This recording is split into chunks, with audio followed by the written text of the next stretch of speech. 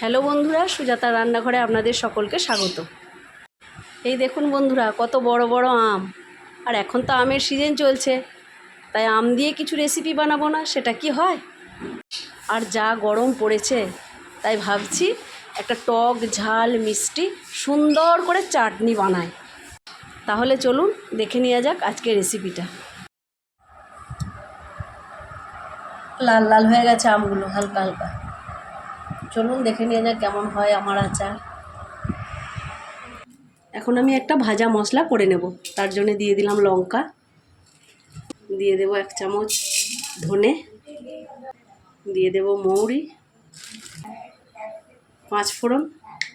5 ফোড়নটা অল্পই দেবো, নাহলে তেতো হয়ে যাবে বেশি দিলে। আর দিয়ে দেব জিরে।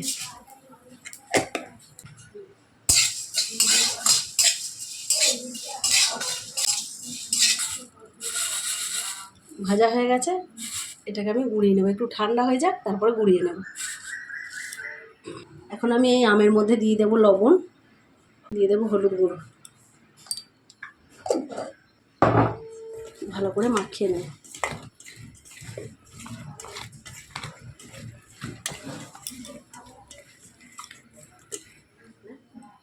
এখন দিয়ে দেব তেল,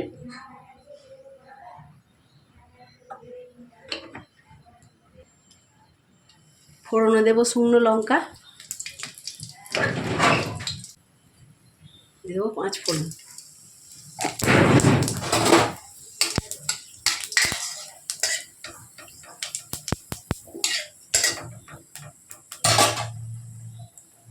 আমটা দিয়ে দেব,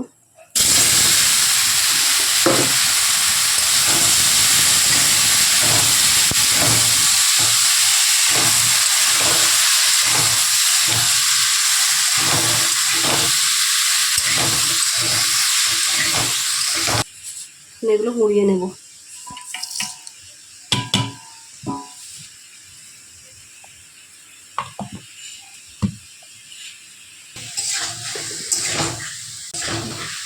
আমগুলো তো এখনও ঠিকঠাক আঁটি হয়নি, আবার একটু পেকেও গেছে, মানে পাকা পাকা ভাব হয়ে গেছে, ওই জন্য নরম হয়েই গেছে আমটা।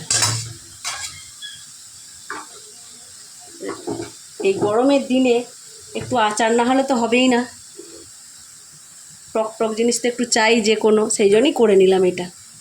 আপনারাও যদি এরকম আম বাড়িতে থাকে করতে পারেন, খুব ভালোই হবে।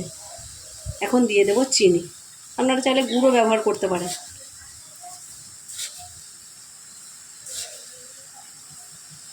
চিনিটা আপনারা যেমন মিষ্টি খান সেরকম মতো দেবেন।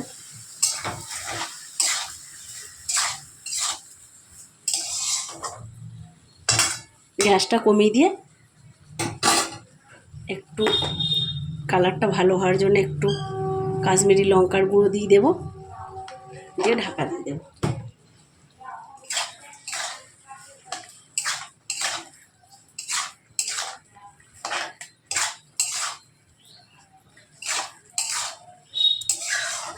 এখন ঢাকা দিয়ে দেব।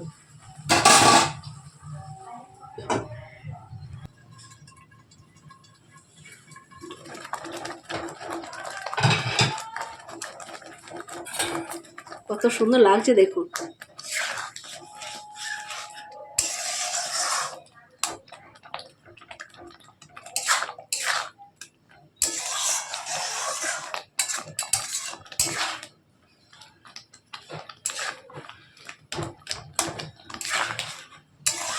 আর কিছুই নয়, এখন এবারে ভাজা মশলাটা দিয়ে দেব।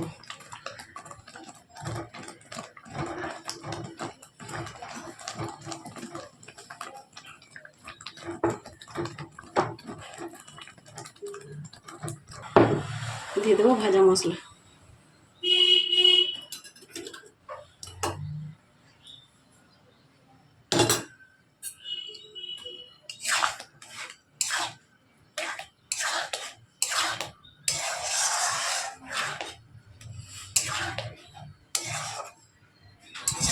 দেখছেন বন্ধুরা কত সুন্দর হয়েছে দেখতে। আর এই গরমে শেষ পাতে যদি এইটুকু এরকম একটা চাটনি থাকে, তাহলে আহা, চাটনি রেডি। ভালো লাগলে ভিডিওটি লাইক কমেন্ট শেয়ার করবেন। ফেসবুক পেজ থেকে দেখলে সুজাতা চৌধুরী পেজটি ফলো করে দেবেন এবং ইউটিউব চ্যানেল থেকে দেখলে সুজাতা রান্নাঘর চ্যানেলটি সাবস্ক্রাইব করে আমার পাশে থাকবেন। ধন্যবাদ।